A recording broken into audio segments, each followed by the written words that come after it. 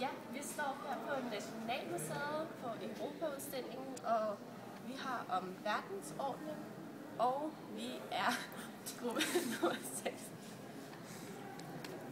Ja, og vi vil starte med at fortælle lidt om oplysningen, som skete i 1700-tallet, og den gik ud på, at man nu skulle handle efter viden og fornuft, frem for tradition og autoriteterne.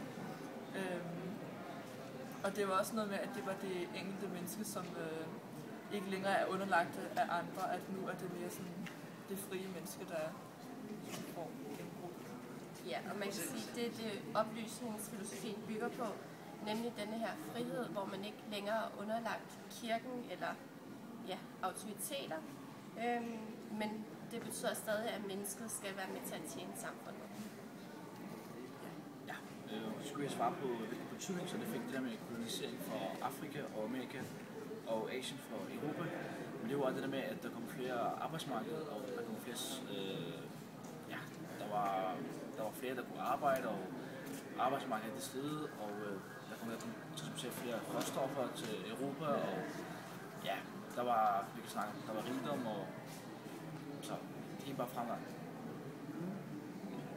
Og alle de her økonomiske fordele, som Europa fik, det gav grundlag til, at Europa kunne etablere sig som verdensmagt eller verdensorden, fordi Europas magt blev meget, meget større, og de satte sig ligesom på store dele af hele verden og havde interesser i hele verden. Og det her verdensordensbillede, det har man kunne se helt frem til stort set i dag, hvor Europa og USA er også kommet ind i billedet, men hvor de har haft en meget central placering i, hvad der er sket i verden.